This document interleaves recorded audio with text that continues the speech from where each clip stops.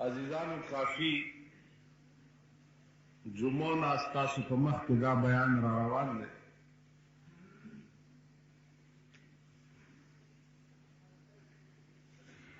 बयानम मुश्किल दे और दरूह इल्म चले आगा हम देर मुश्किल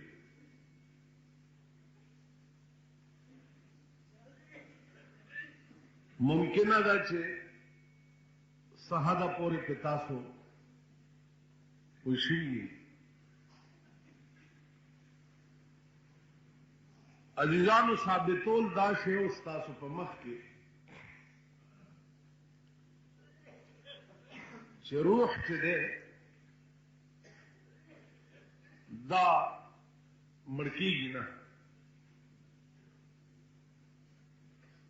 सिर्फ द दारे फनाना दारे बकात मुंतकिल उस पदी बांधे दलाइल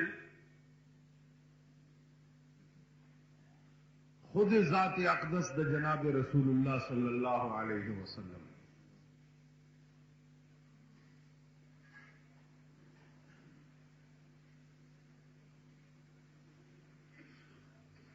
बिया पदी दलाइल मुशाहदा दा द खबरों इमाम नववी दाद मुस्लिम शरीफ शारिह और डेरा लोया शरह पर मुस्लिम लिखले दा नववी अगली किली चे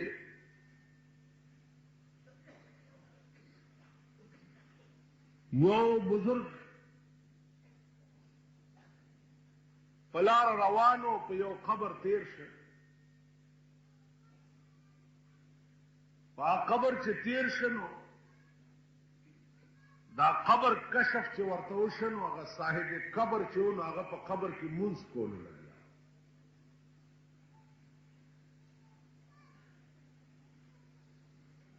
नुमुंस पर खबर की कोल दा दलील दे खबरें दे पर खबर के सड़े ज्वंदे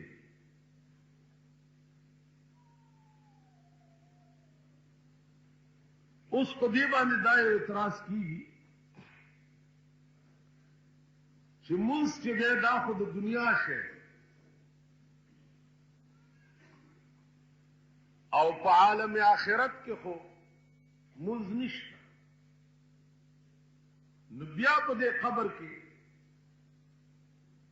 देमड़ी मुंज संगत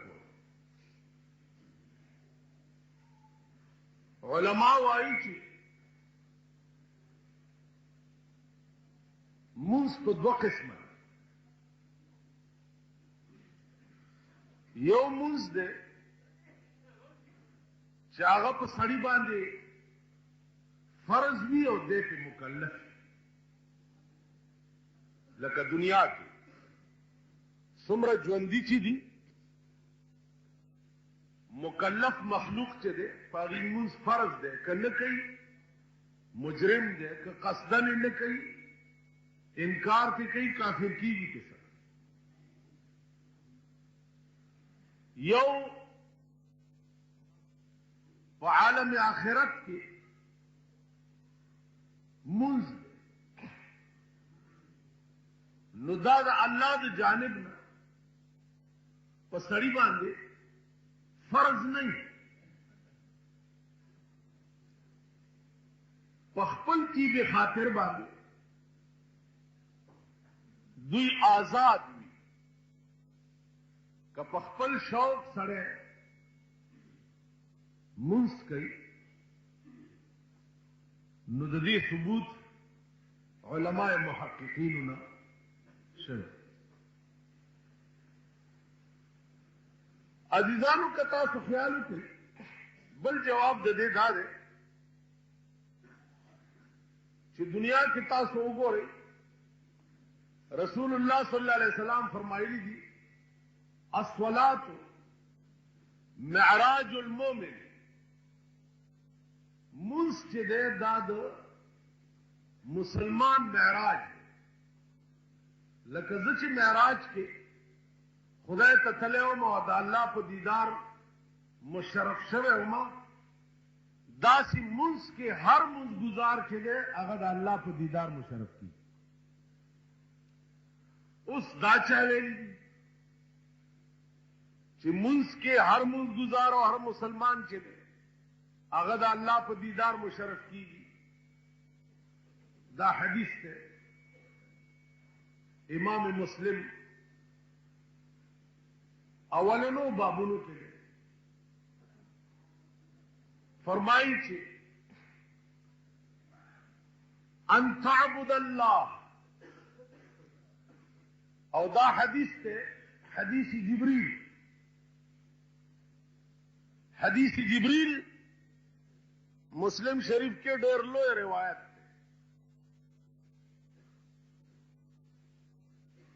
देता हदीस जिब्रील जिक्र हुई कि जिब्राइल अलैहिस्सलाम रागले और रसूलुल्लाह सल्लल्लाहु अलैहि वसल्लम ता मखामख दुजानी के ना दुजानू यानी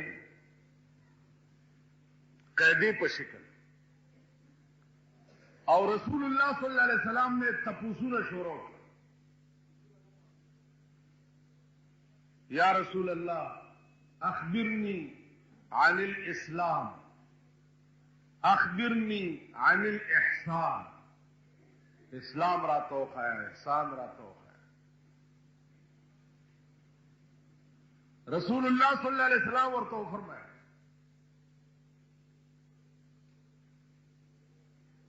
कि अन तअबुदल्लाह कअन्नका तराह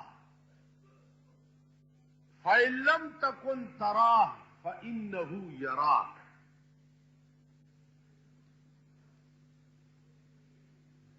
ईमान इस्लाम और एहसान देता वही अन तअबुदल्लाह कअन्नका तराह चित्त अल्लाह दस इबादतों की लक चित्त खुदा वीने सच वर्ता वलाड़ी नो इबादत बेदा सिके लक चिती वीने वर्ता गोरे वर्ता वलाड़ी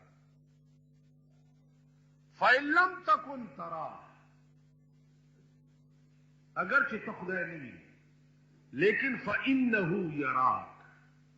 आता वीने स्ताद मुंस पटेम की अल्लाह बिल्कुल ताता मखामख है गोस्ता बसीरत कमजोरे दे थी लीदे नशी लेकिन खुदा ताता गो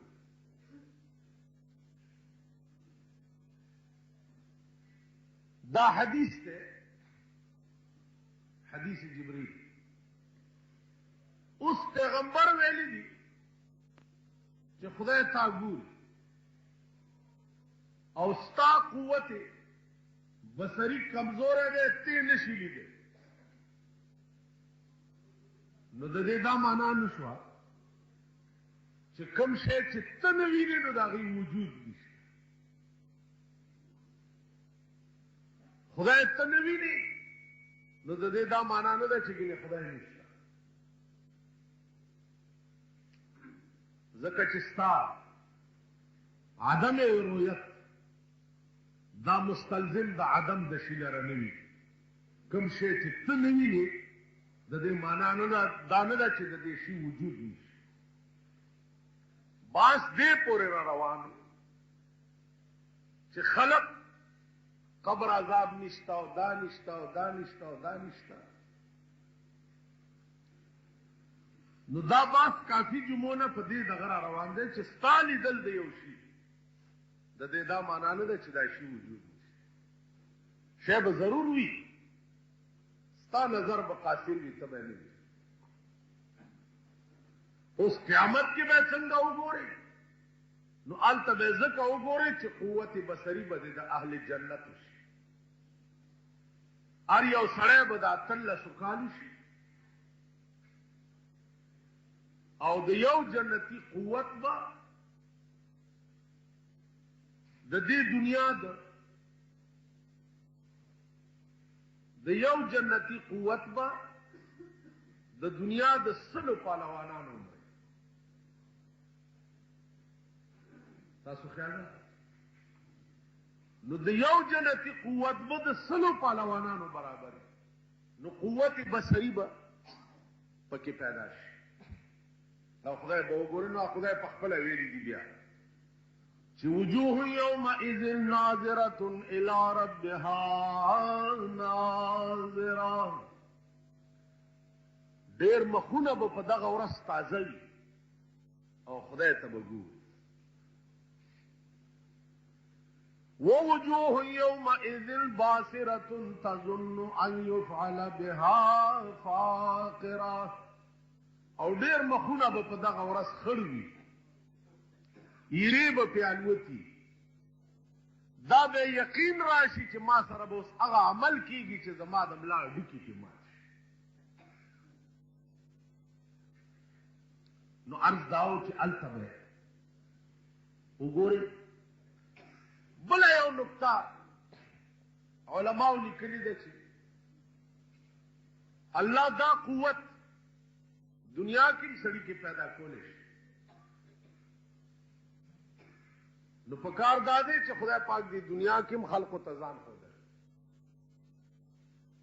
علما لیکي چې خبره دا ده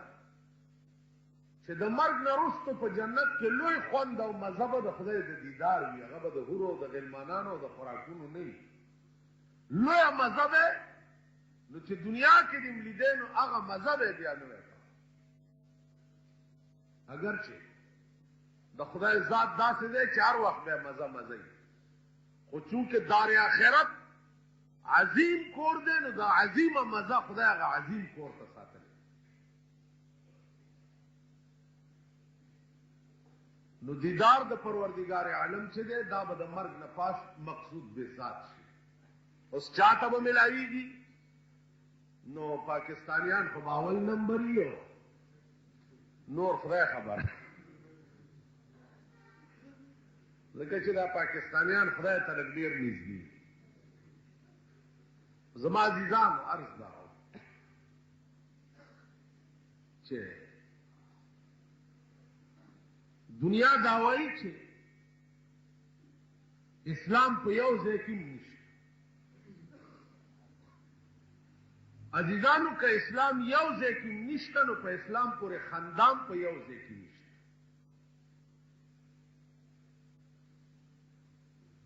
پاکستان نه زه دا نه وایم چې اسلام پکې نشته چېرته به م خو په پاکستان کې چې کومه خندا په اسلام پورې کېږي دا بیا په یو ملک کې نشته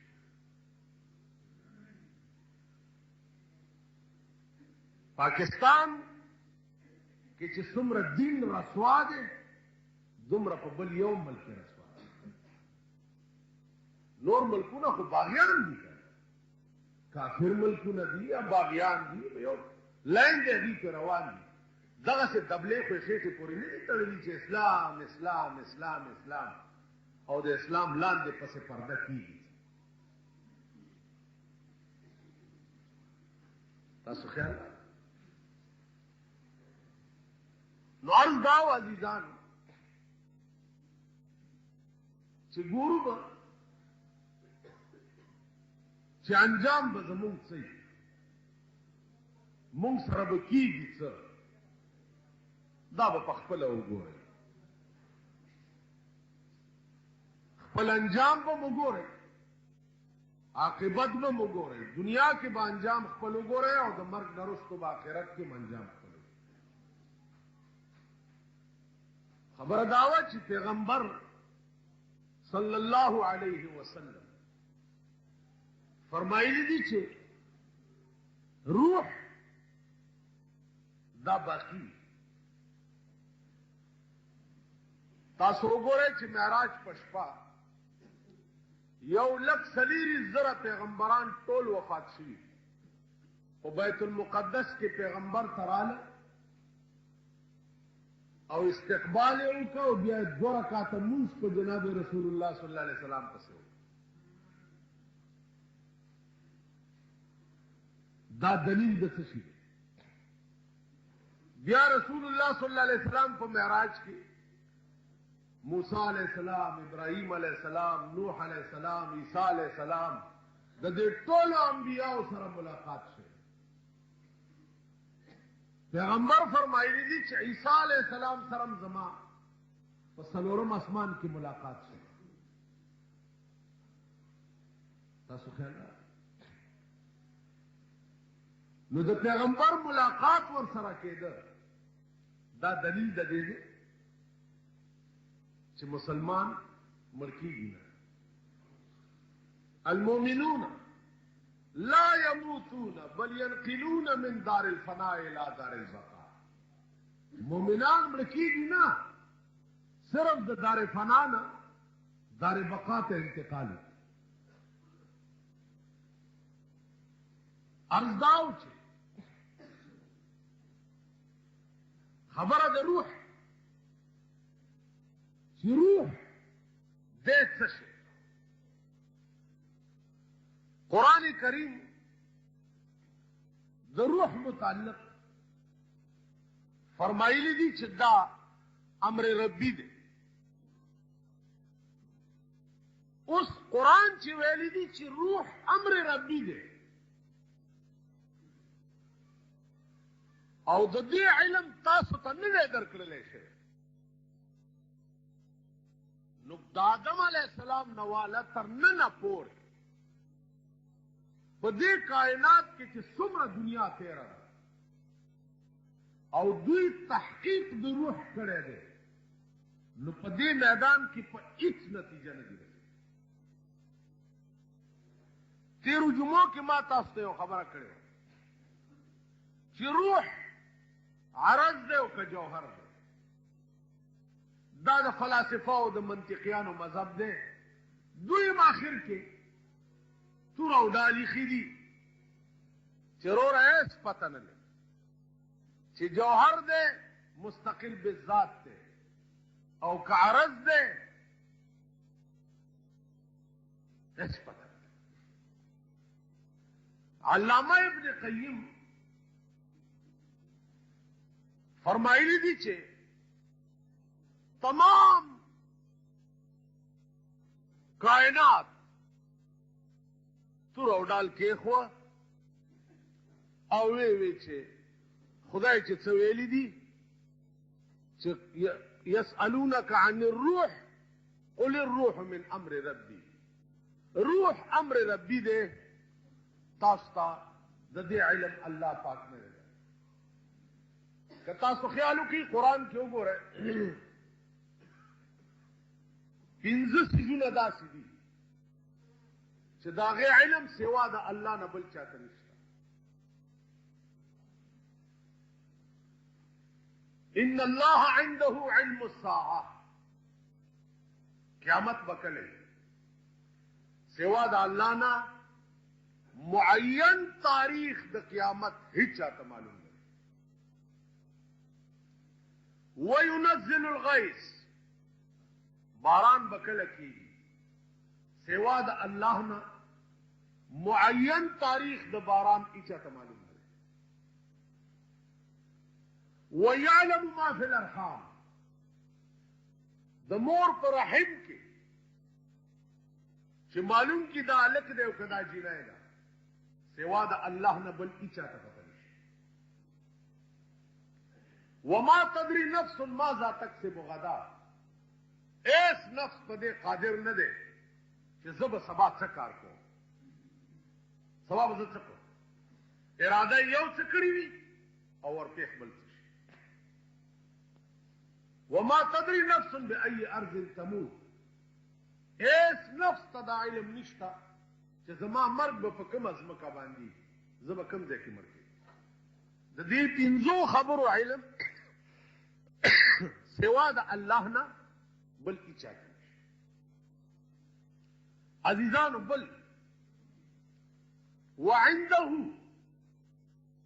مفاتح الغیب لا يعلمها الا هو.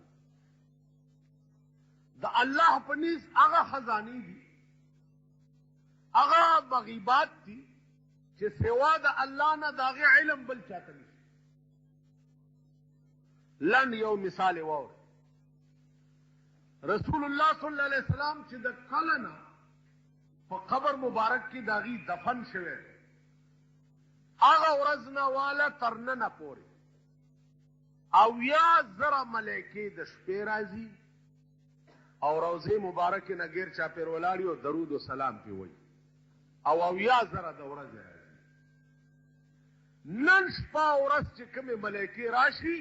تر قیامت به د دوی بیا نمبر نه راځي.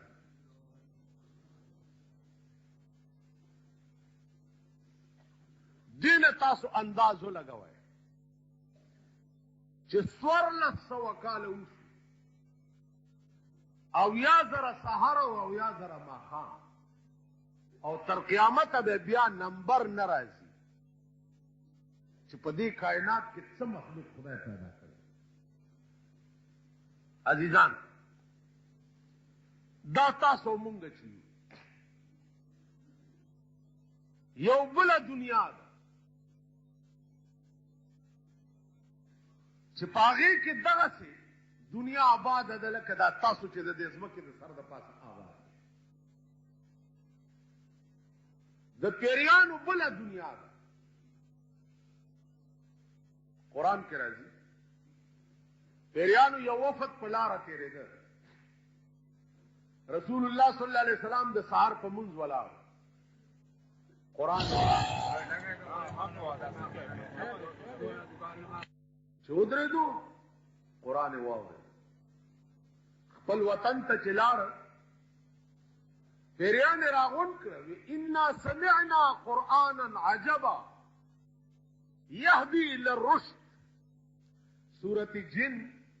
قرآن کے مستقل سورت تے دے جنات بیان دے انا سمعنا قرآنا عجبا يهدي الى الرشد. مونږ خو یو داسې قرآن واورېد چې سړی د نیکۍ طرف ته راګرځي.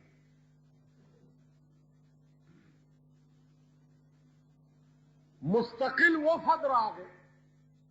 رسول الله صلی الله علیه وسلم ته د خپل وطن د تلو دعوت ورکړ چې تراشه دا قرآن چې دی خلقو ته دی دا لږ مونږ ته مو وایه. رسول الله صلی الله علیه وسلم لاړو یو شپه او پیریانو ته دعوت د اسلام کو زرګونه او لکونه پیریان مسلمانان.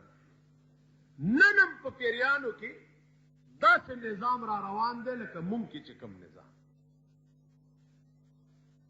علما پکې شته، د شان ورشا کشمیری رحمت الله علیه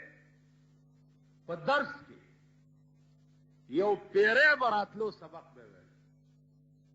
درس حدیث به ویل. شاه صاحب چې په پوښه تاسو ته وکړه چې ته کوم ځای فلان دین جیز فلانی ځای نه راځم او زه د رسول الله صلی الله علیه وسلم زمانه نم سموده مخکې پیدا او ما رسول الله هم لیدل. علماء د هندوستان بوي چې شاه صاحب که په دې اعتبار والی نو تابعی هم دی ځکه چې صحابي لیدل. تاسو خیال راکړئ د خپل لیدو درته وایم دوه خبرې.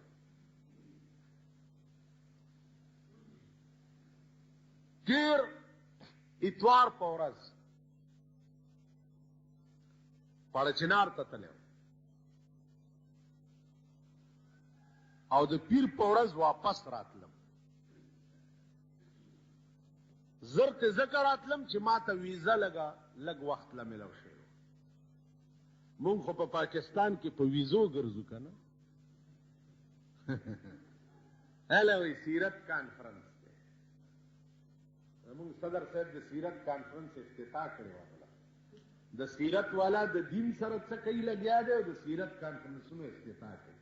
لوی ګیرو والا شیخان او مشایخ ورته ناستي او د سیرت کانفرنس یعنی علما به ناستي او دی به د سیرت کانفرنس افتتاح. ډېر دین مونږه نشه موږ نه لوی دین شرمي بل څوک کوتک شاه برا پاسی یا به صاحب د سیرت کانفرنس افتتاح او دغه به ورته ناستي ده شیخ فولاد بابا وسیم ورته لاندې ناستي او دا کوتک دین برا پاسی او به دا د سیرت کانفرنس افتتاح پیر په ورځ واپس راتلم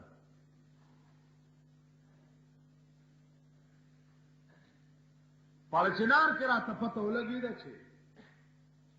د تیندو مولانا صاحب وفات شوی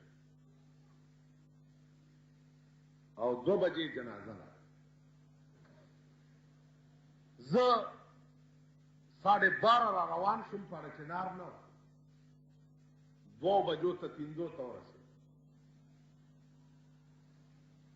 په خدای باور وکړئ د رسول الله په منبر ناست یم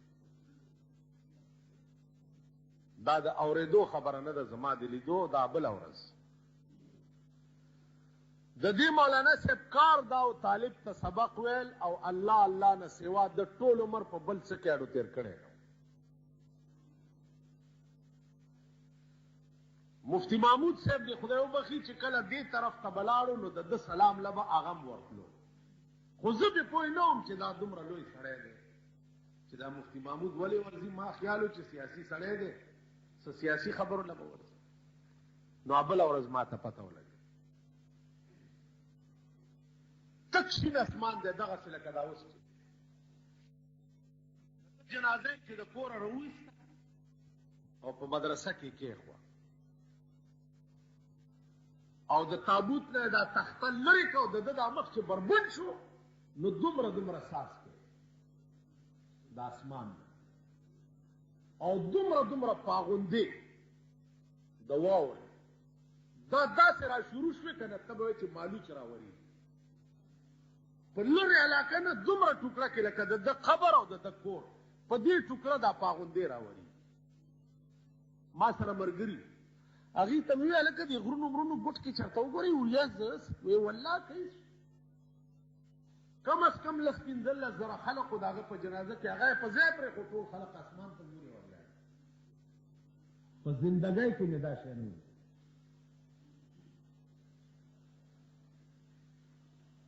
خو چې دی له حد ته کوز کو هر څه بند شو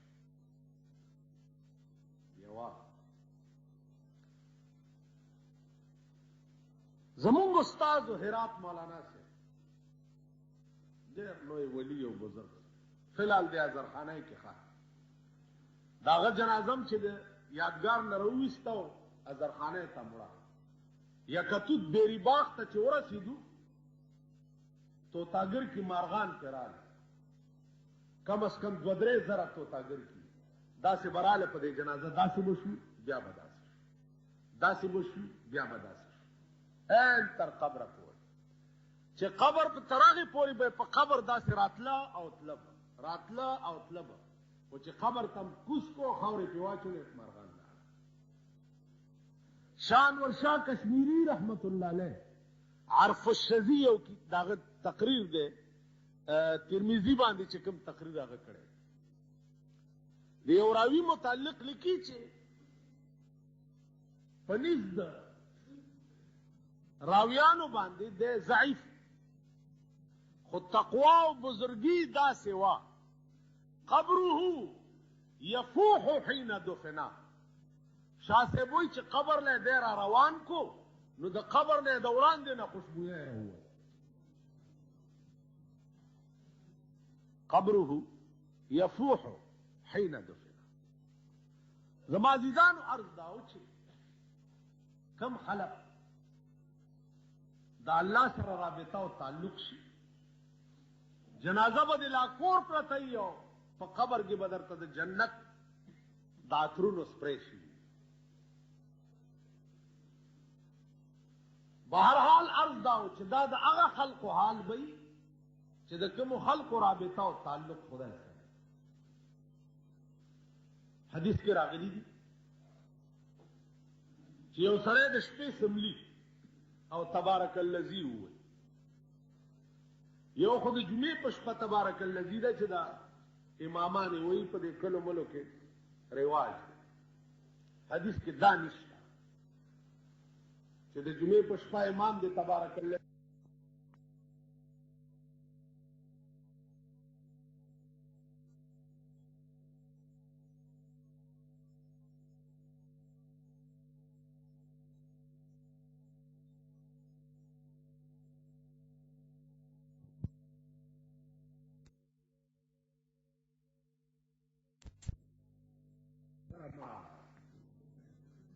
شیخ او د مولا فتنه شي په خپلو کې مولا غریب فتنې کې کېږي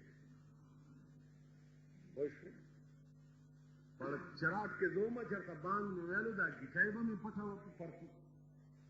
چې راکوشمه کوټه کې راپسې داسې راواله شیخونو ډېر زورور شو ویلوستې دا ګیټۍ ماتو هغه وخت کې زالک وو مال ولې ویل ګیټۍ دې پټې وي او بانګ دې وي دا بانګ چېرته شي مال ښه شیخ صاحب بیا به بډې وامه ویل دا اوس دې ولې وي مال معاف مې که بیا به پرتوګو باسم باندې خدای دې کور روان که چې کور دې وران په دغسې خلکو زمونږ سره یو دور داسې په دې ملک تېر دی که په مانځه کې به یې ولیدي چې ګوته دې اوچته کړه په مانځه کې به یې در ټوپ کو ګوته به یې دله ماته یا به یې پیچه کړه رنگ رنگ شکل کې صاحبه د دین طرف کې داسې غضبونه هم تېر شي د بېدینۍ طرف خو اډو تپوس مه کوه خو دي که په دې دین کې چې کومه غلو مونږ خلکو کړی اریان پرتوک پنسي ټیټې او ګیټۍ پټې دا یو مسله اوس رایاده شوه د چا چې دا ګیټۍ هر وخت په پرتوک کې پټي هر وخت دلته زمونږ د جومات ته یو بې خوده غوندې راځي نو هغه وایي چې پنسي اوچتې کوي اورېدلي به مې ودرېږئ صفونه سم کوي پنسي اوچتې کوي دا مسله داسې نه ده پنسي اوچتې کوي په مونځ کې مسله داسې ده چې هر وخت د چا پنسي د ګیټو نه ښکته وي او ګیټۍ پټې وي دغه سړي ته به د قیامت په ورځ الله د رحمت په نظر نه ګوري هر وخت مانځه تخصیص پکې نشته چې ته ګینې مانځه کې بډې وواوه ابوبکر صدیق چې دا حدیث پیغمبر وي نو ابوبکر صدیق رضی الله تعالی عنه په ژړا شو و یا رسول الله زما ته خو د خېټې لږ تکلیف دی لنګ مې ټینګولی نشم رانه کله وخېږي او ګیټۍ مې پټې شي نو سردار کونین ورته وفرمایل چې ابوبکره الله ته د دې ګناه نه بار کړی خیر پیغمبر فرمایلی دي چې دا علامه ده خیلاو ده د متکبرینو تاسو خیال نه د نر سړي څه منشا کېدی شي ګیټۍ په پرتوک کې پټې څه منشا کېدی یعنې ګیټۍ دې ولې پټې کړي ګیټۍ خو د ښځې عورت دی چې ګیټۍ بربنډي مونځ یې نه کېږي نو ستا ګیټۍ ولې دې پټې دا یو نوی قسم کلنکاري او کلنکاري څه کوي خو حرامیتوب اوچتې پرتوک تړک نه خېټه کې دې تکلیف وکړو یا بعضې خېټه غټئ پرتوک په ټینګولی نه شي لاندې تړي د عذر د وجې کوو خو خیر دی عذر نه و نو بیا عزیزانو ګیټۍ چې د چا پټې وي لا ینظر الله الیهم یوم القیامه د بخاري روایت دی الله به دغه سړي ته په قیامت کې د رحمت په نظر نه وي عرض مې دا و چې یو سړی د شپې سم او تبارک الذی وي دا سړی چې مړ شي دا تبارک الذی به د ده په قبر څوکیدار ولاړ د ده قبر ته عذاب چې راځي نو دی به لاندې ورتلو ته نه پرېږدي وهي سردار کونین صلی الله علیه وسلم فرمایي چې هره شپه چې څوک یو تبارک الذی سره تعلق وساتي نو تر قیامته پورې به په ده د قبر عذاب نه مولانا تھانوی رحمت الله علیه لیکلي دي وایي اړون آفس ته یو سړی راغی چې راشه زمونږ کور کې ختم دی هغه ورته سم پخ کړي دي ویلی کیر ویل کیر څنګه شی دی وی جی کیر سپین غوندې شي هغه وی سپین څنګه وی سپین داسې لکه بطه اړوند ورته وی بطه څنګه نو د هلک ورته لاس داسې کوکړی غوندې دی او د بطې شکل یې ورته جوړ کړی دی نو د حافظ لاس یې اغوستی دی د بطې داسې مخوکه غوندي او داسې سري او لاندې نه داسې غټه غوندي اړوند ورته بچیه زه ستا کور ته ختم ته نه ځم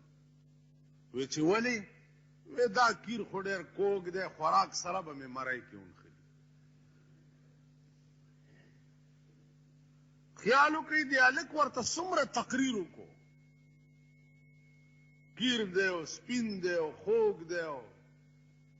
لیکن ړوند پې نه پیدا او که دغه کیر دی یو فریج کې راوړی وی او ړوند ورته ویل سم پخ کړي دي ویل به جي کیر څنګه شی یې ورکړی چې دا دی ویسه که په ټکي به پې پوه شي نو کوم شی چې ذوق سره تعلق لري آپ بیان د چا په سمجھ کې نه راځي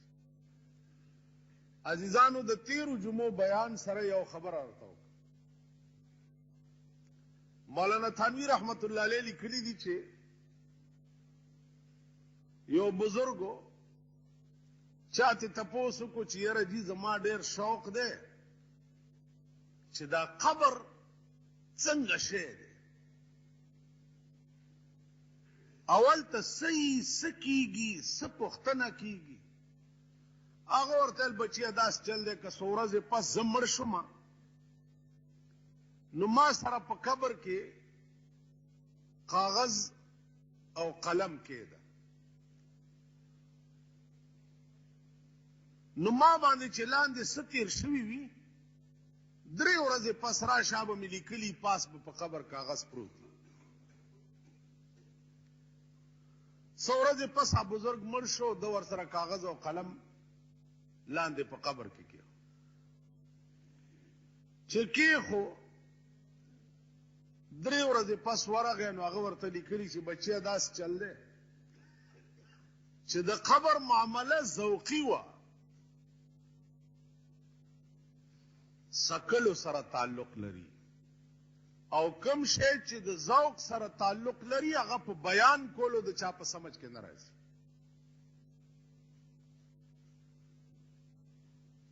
که زه هر څومره بیان درته وکړم نو ته به پرې نه پوهېږې خو یو ټکی مې واوره رسول الله صلی الله علیه وسلم چې کومه نقشه د قبر په حدیث کې بیان کړې ده په هغې 14 ایمان لره ځکه ما سره همغه معامله وشوه چې ما په حدیث کې کومه معامله د قبر کتلې وه تاسو خیال راغی نو عرض دا و چې زه لاړم او ته را روان په سترګو به هم ګورې او په ژبه به هم سکې چې قبر کې څه کېږي نو عرض مې دا و چې قرآن او حدیث دا ذوقي څیزونه دي ذوقي څیزونه دي سکلو سره تعلق لري رابطې سره تعلق لري چې ورنږدې شي پې مین شي بیا خبرې د هغه سړي چې سړي له خوند ورکوي چې اول هغه سړی خوښ وي چې کوم سړی خوښ نه وي د هغه خبرې هم سړي له خوند نه ورکوي نو اول به د خدای خوښیږي په خدای به مینېږي هغې نه بعد به د خدای خبرې خوند درکوي رسول الله صلی الله علیه وسلم به دی اول خوښیږي او په هغې به مینېږي نو بیا به حدیث تاله خوند درکوي تاسو وګورئ په دې اخبارونو کې حدیث راځي هغه حدیث وګورئ څوک یې ګوري نه ارشاد نبوي څوک ګوري نه که ګوري د لیډرانو بیان به ګوري د حکومت بیانونه به ګوري د جینکو فوټوان به پکې ګوري کنه جی نو عرض میں داو چې د پیغمبر خبرو ته نه کتل او هغې سره رابطه او تعلق نه جوړول دا دلیل د دې دی چې د دې قوم پیغمبر خوښ نه دی قرآن کریم متعلق چې د یو مسلمان پړه کې دا رانشي چې دا زه پړاو کم چې دی کې خدای څه ویلي دي عمر ټول تیر شي ژوند ختم شي او دای پړه کې اډو سودا پیدا نشي چې د الحمد نه تر والناس پورې دی کلام کې خدای ویلي څه دي دا خلق به د مرګ نه وروسته په قیامت کې د قرآن د شفاعت څنګه تمه مولا به درپسې ووایي او تبارک الذي به ووایي او په قبر به د الحمد ووایي او ته به چې دی وبخلی شي دا کوم خوبونه ګورئ تاسو بدبخت قومه دا کوم خوب ګورئ دا تصور هم مه کوه زما عزیزانو عرض داو چې قرآن کریم پړاوول غواړي په دې ځان پویول غواړي حدیث دا پړاوول غواړي په دې ځان پویول غواړي چې خدای څه ویلي دي او بیا پیغمبر څه ویلي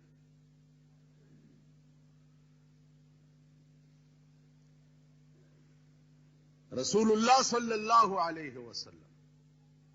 دنیا ته راتلو نه بعد قرآن کریم غوندې عظیم کلام راوړو او داسې کلام یې راوړو چې هغه معجز دی دنیا عاجزه کړې ده او تر اوسه پورې د دې قرآن جواب چا نه دی کړی اعلان یې وکړ چې راشئ که نه وَإِن كُنتُمْ فِي رَيْبٍ مِّمَّا نَزَّلْنَا عَلَىٰ عَبْدِنَا فاتو بصورت من مثله که تاسو په شک کې چې دا قرآن د خدای کلام نه دی یو صورت خود دې په مثل را پیدا کړ فَإِن لَّمْ تَفْعَلُوا وَلَن تَفْعَلُوا که دا کار مو نه که نو هیڅ چرې به ونه کوي آینده به مو نه کوي که اوس عاجز شوئ او د دې قرآن جواب مو نه کړو آینده به مو نه کړی شي فاتقوا النار التي وقودها الناس والحجاره هغه اور نه ځان بچ کړئ چې د چا خشاک به بني آدم وي او کاڼي به د جهنم خشاک به څه شي چې اور پې بلیږي بني آدم به او کاڼي به ته به داسې بلیږي لکه لرګی چې بلیږي زما عزیزانو عرض داو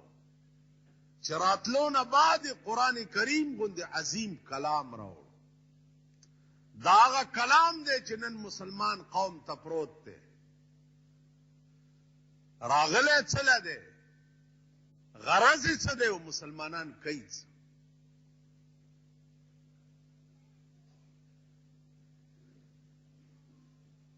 په ملک کې وګورئ دومره سپک دی خدای هیڅ شی نه کي لکه ستا په ملک کې چې قرآن سپک دی د دې داسې مثال دی په یو میز قرآن هم پروت دی او د پیرنګي قانون هم پروت دی او تا نه تپوس وشي چې کاکا په دې قرآن فیصله کوي او که د پیرنګي په دې قانون کې ته ورته ګټه مې پس کې په قرآن کې بیلې او پیرنګي په قانون کې ګټې وایي زه قرآن ناسې قربان شم دا د پیرنګي په قانون فیصله کوم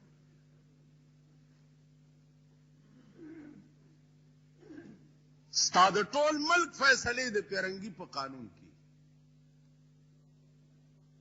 قرآن ستا د ملک فیصلې نه کوي. خو زما عزیزانو عرض داو دا ټول فراډ او دوکه ده. دا څومره چغې سورې چې تاسو اورئ شریعت ته. اوس نن اخبار کې دي چې مارشل الله اوچته شي نو شریعت عدالتونه به شروع شي. دا بل ډول کې وغږول. نو هره ورځ که تاسو وګورئ رنګ رنګ ډولکي زمونږ په دې ملک کې غږي. نو دا بل ډول کې وغږولو چې مارشل الله اوچته شي نو شریعت عدالتونه به شروع شي. شریعت عدالتونه خو دې فی الحال شروع کړي دي. های کورټ بینچونه او شریعت ججان دې کینولي دي.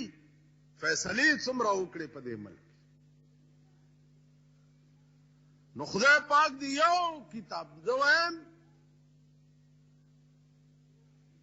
چې د ډمانو جوړ کړي ناولونه هغه وګورئ دومره سپک نه دي په ملک کې لکه قرآن کریم غوندې کتاب چې سپک دی. د دې نه لوی سپکوالی د دې کلام بل هېڅ نشي کېدی سوا د دې نه چې دا دومره عظیم کتاب موجود دی او ته د ملک فیصلې د پیرنګي په قانون کې یا د اسمبلی په قانون. اسمبلی څه زمونږ ملک اول دا ممبران وګوره دا څه دي چې دوی به مونږ له قانون جوړوي. دوی خو په خبره نه پوهېږي. تاسو وګورئ که دوی کې په خبرې پوهېدو اول دوی دا نه پوهېږي چې دا د کالاباغو ډیم جوړېږي لګیا دی د دې فایده څه ده او نقصان یې څه دی. دوی په دې 16-15 نه دي خو د کاکا خوشحالولو دپاره بیان ورکړي. سوچ وکړه اسلام کې خدا نشته چې یو ځای آبادین او بل ځای وران کا. دا شته په اسلام کې چې یو ځای آبادین او بل ځای وران کا. پنجاب له دې اوبه ځي او صوبه سرحد دې ټول د اوبو جیل شي. صوبه سرحد دې ټول وران شي خو پنجاب دې آباد شي نه. دا کوم ځای کې لیکي دا فتوا چا ورکا؟ دا قومي اسمبلی کې چې کوم مولیان ناست دي دوی به دا فتوا ورکړي که نه؟ د دې داسې مثال دی د دې ممبرانو د روټي خلاص. د دې داسې مثال دی لکه د بادشاه د کوره تور باټینګن راووته. نو ملا دو پیازه وزیرو چې وزیرو نو بادشاه ویلي مولا دو پیازه ته چې مولا دو پیازه صاحب دا تور باټینګن خو ډېر ښه شی دی. هغه ویل او صاحب قربان دی دا دومره ښه شی دی چې تور باټینګن د سبزیانو بادشاه دی او تاج یې په سر دی. تور باټینګن پاس لکۍ غوندې نه وی صاحب تم بادشاه تاج دی په سر دی او دام د ټولو سبزیانو بادشاه دی تاج یې په سر. بادشاه ویل ٹھیک. ویل سبا بیا پاخه کوي چې سبا بیا تور باټینګن راووته بادشاہ ته کې خو خوند به نه ورکړي. ویل مولا دو پیازه صاحب وی چې ها صاحب وی دا تور باټینګن خو ډېر خراب شی دی. وی صاحب که دا ښه شی وی نو د ده په سرمن د چینډخ په شان نه وه. تور باټینګن په سبزیانو کې خراب شی دی. سرمنې ته وګوره د چینډخې سرمن او د دې تور باټینګن یو شان. بادشاه د لاسه ونیو مولا دو پیازه ویل وجنم دی په ټکي اوس ته سر قلمو. پرون دی ویل چې د سبزیانو بادشاه دی تاج په سر دی او نن دې تی چینډخ جوړ. هغه ویل بادشاه قبله عالم د سرمن غواړم زمونږ تور باټینګن سره څه کار دی چې ښه دی که خراب دی. مونږ خو بادشاه خوشحاله وو چې کوم شي ته ښه وایي مونږ تاج هم ور په سر چې کوم ته خراب وایي مونږ چینډخ. آخر ستا دا دومره مهربانۍ به ازمو په څه چې ستا هر خبرې سره مونږ لبیک ونه وایي. نو دا د مولا دو پیازه رونو دوی به دا فتوې ورکړي چې او صاحب تخت و بخت برقرار اوسېږه او دا ډېر ښه کار دی. نه کالاباغ ډیم د ټول فرنټیر انجینیران ځکه چې تاسو هم په نه پوهیږو د ټول فرنټیر انجینیران او جغرافیایي علم ساتلو والا هغه ټول دا ویلي دي چې کالاباغ ډیم به 50 میله ډب وي 50 میله ډب کې د کالاباغ نرانی ستر پیښور او نوخار او مردان او کوړه او پلانې دا ټول بزیم شي کورونه بم پاس په وبو ګرځي نو مونږ پیس قیمت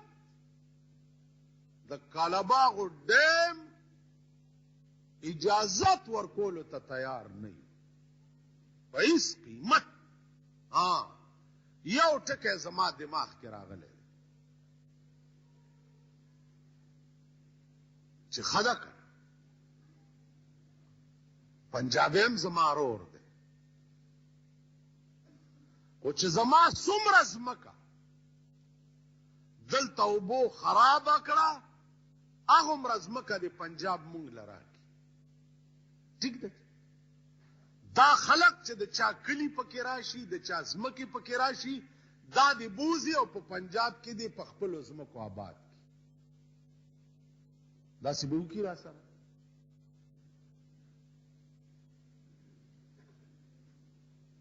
انصار وکړم که زه ایثار وکړم چې زما فایده ده نو ستا فایده زما کور رانه چې زما کور رانه خو ته ما لالته کور راکه که دا ابو ایوب انصاری په سنتو تاسو پنجاب دی معاملو کی کړ سمه ربانه او د خدای نظر کرم چې دی هغه د صرف په پنجاب وی او دا صوبه چې دا د خدای بندگان دي کارخانه دی پاغي کی وی حکومت ته داغي وی دولت ته پاغي وریږي مهربانه دی پاغي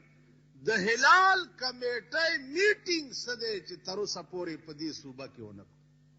عمولیان دومره متعصب دي چې دا صوبه ورته د سړي زامن نه ښکاري دی د دې صوبې په ګواهي په ملک اختر نه کوي د بوټو نواله تر ضیاءالحق صاحب پورې څومره زمانه چې د هلال کمیټه وشوه تر اوسه پورې یو میټینګ په صوبه سرحد کې نه دی شوی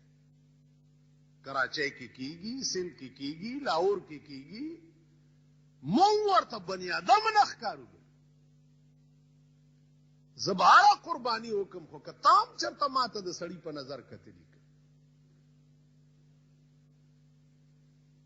نو زما عزیزانو عرض مې دا و چې تاسو خو د خدای په قهر اخته یې پوهېږئ نه یا چرګان لوبوئ یا مړزان لوبوئ که نه جي یا تاشونه کوئ یا ساربه چې درکې دي په بنګلو کې ای د ښځو سره ګډېږي یو ځای ته پوه شوې او ملک به درنه سیلاب یوسي اول سیلاب به په دې بدبختو راځي زما جونګړه که اوبه یوسي دا دومره د تعجب خبره نه ده دغه بنګلې د مرګه پاتې شه دا بنګلې به درنه اوبه یوسي دغه ښځې ترکۍ اسپې چې تاسو ساتلي دي دغونه به خلاص شي مونږ سره د ځان غم خو دومره نه دی مونږ خو یو جیرب ځمکه نشته په ښار کې یو جیرب سکه کنال نشته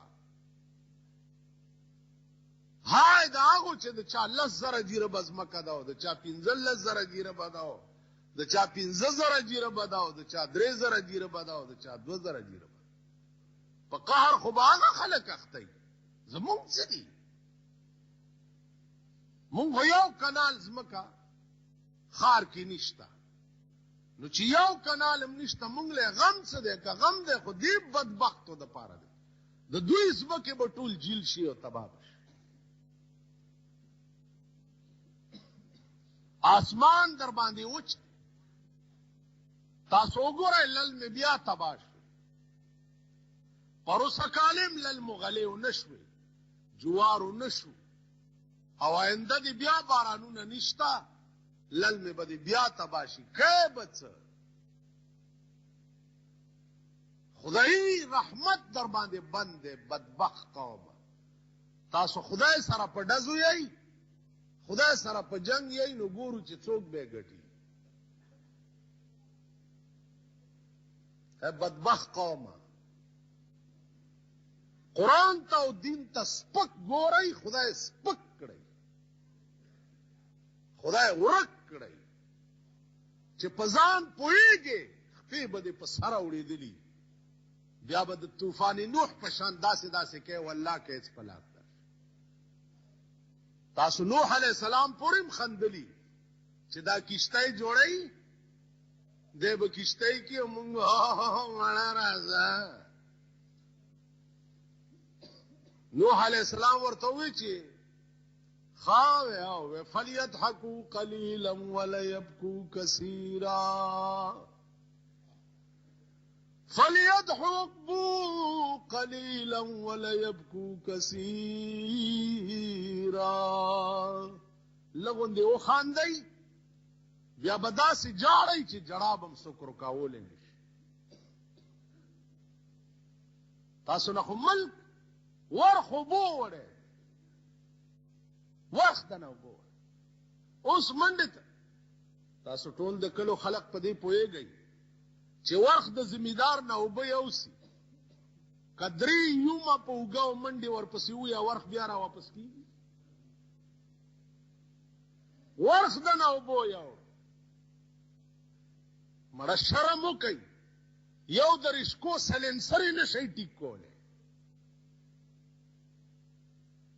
تاسو وګورئ په دې سړکو رشکو نه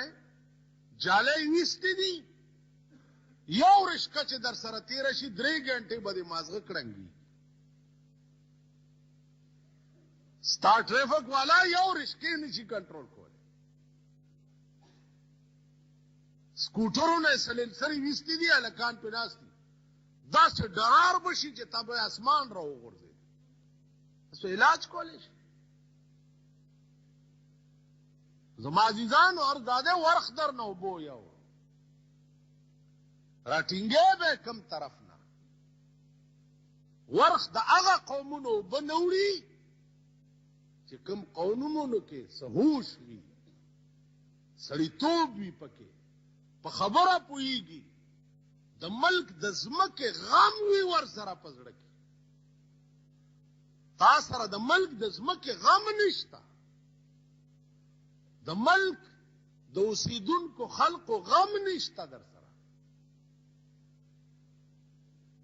ته وګوره ستا د ملک اخبارات پلاني ځای کې بینک لوټ کو 10 لکه یې ووالې پلاني ځای کې یې ووالو 20 لکه یې ووالې په پلاني کور ور واوړېده 10 یې مړه کړه په پلاني کور دا څه د ټوکو خبرې دي دا څه ماحول دی یا ته چغې وهې چې ستا په ملک کې امن و امان دی امن و امان دې ته وایي زما عزیزانو عرض داو چې نور به دا ملک ذلیل او رسوا کیږي ځکه چې قرآن پکې رسوا دی دین پکې رسوا دی تاسو وګورئ د ملک ښځې او جینکۍ نن د پښتو وحدت اخبار کې دي چې ډیپټي کمشنر د توجه کې د جینکو بربند فوټوان خرڅي